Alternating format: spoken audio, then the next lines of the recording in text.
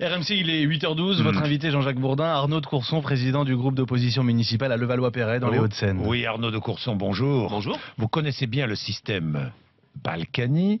Arnaud de Courson, j'ai dit centriste, non, vous êtes de droite. Oui. De droite, vous assumez, mais opposant à Patrick Balkany depuis maintenant quelques années. Vous connaissez bien le système mis en place à Levallois-Perret. Si je vous ai demandé de venir, c'est pour essayer de comprendre.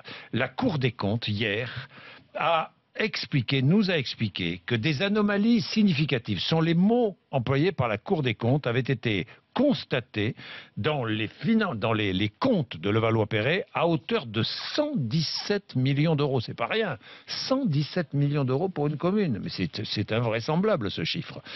Qu'est-ce que vous nous avez apporté là ? Alors, logiquement, ces documents devaient être tenus secrets jusqu'à la séance du conseil municipal de lundi.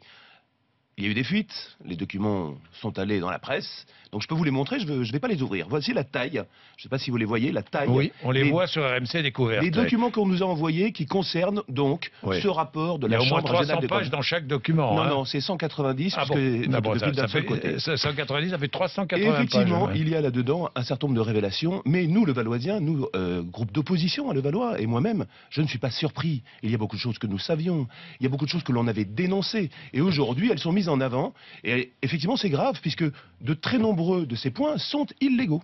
Sont illégaux. Alors oui, c'est ce que dit la Cour des comptes, qui estime que sur la période 2007 à 2013, c'est la période examinée, hein, oui.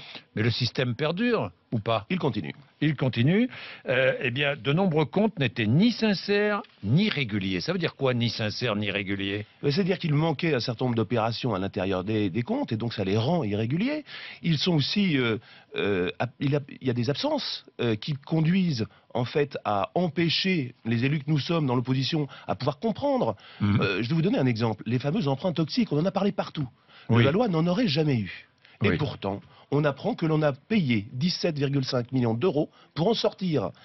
On a donc menti à la collectivité des conseillers municipaux, qui ont le droit de savoir, et puis à toute la population. Oui. Et on fait des encarts magnifiques en couleur en disant nous avons une gestion saine et enviable, alors que la réalité, c'est 192 pages de quasi-reproches. De quasi-reproches. Quel est l'endettement de Levallois-Perret? L'un des plus importants de France. Aux alentours de 500 millions d'euros, oui, c'est la troisième ville la plus endettée en masse, et la première ville en dette par habitant. Combien d'habitants, Levallois-Perret? 65 000.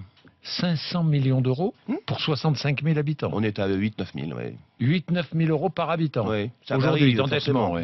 Bah évidemment, c'est considérable, c'est considérable.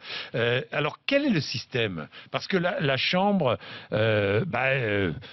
pointe, par exemple, le paiement d'heures supplémentaires ou d'astreintes indues à certains cadres municipaux. C'est-à-dire qu'on entretient une équipe... dévoué à la mairie et... Il semble être confortable de travailler à Levallois, ou en tout cas plus confortable que dans d'autres villes. C'est pas le système qui peut être critiqué. Alors qu'est-ce que vous critiquez? Je critique le fait qu'il y a des lois et ces lois ne sont pas respectées. Levallois est hors la loi. C'est-à-dire Prenez-moi des exemples. Je vous donne un exemple. Vous donnez un exemple d'heures supplémentaires indues, de logements qui sont pour raison absolue de présence sur le Levallois, mais au même moment, on donne aussi une indemnité pour le logement. Donc en fait, on sent qu'il y a un système... On loge l'employé municipal et en plus on lui donne une indemnité pour le logement. Ouais. C'est dénoncé. Alors, ce sont des sommes qui peuvent paraître ridicules, de même qu'il y a un certain nombre de notes de repas. C'est ridicule. Mais la ville de Levallois n'est pas faite pour entretenir un certain nombre de gens. Il y a des associations qui ne servent à rien. Alors, association satellite de la collectivité, oui, dit la Cour des comptes. Oui, mais la plus emblématique est cette association qui avant s'occupait de jumelage, qui aujourd'hui s'occupe soi-disant de développement économique international. Levallois n'a pas besoin d'un développement économique international. Ouais. À la tête, il y a un ancien cadre de la ville qui est maintenant retraité, qui est rémunéré sur cette association dont le budget a doublé en l'espace de 5 ans et qui vit dessus. C'est scandaleux. Alors c'est une petite somme, 150 000 euros. Il y a aussi Levallois Communication, Levallois Information, enfin bon, etc., etc., quoi. Alors, ça pose deux problèmes. Le premier, c'est pourquoi créer ces outils? Ça rend opaque, mais surtout, ça permet de faire dans ces associations des choses qu'on ne pourrait pas faire dans la ville. Alors, certains disent que c'est mieux. moi je pense que c'est, compte tenu de la loi, une manière de cacher les choses. On n'est pas là pour cacher, on est juste les garants, quand on est élu, de la bonne marche de la collectivité pour les habitants. Alors, la réponse, parce que la ville de Levallois a répondu, hein, la ville dit, si elle a pris connaissance, je cite le communiqué, la ville a pris connaissance des observations et recommandations de la Chambre de la Cour des comptes, la ville conteste la méthode, le parti pris et les nombreuses inexactitudes contenues dans ce rapport. La ville, c'est son maire, Patrick Balkany, il dit effectivement que tout ce qui est là-dedans est faux. Oui.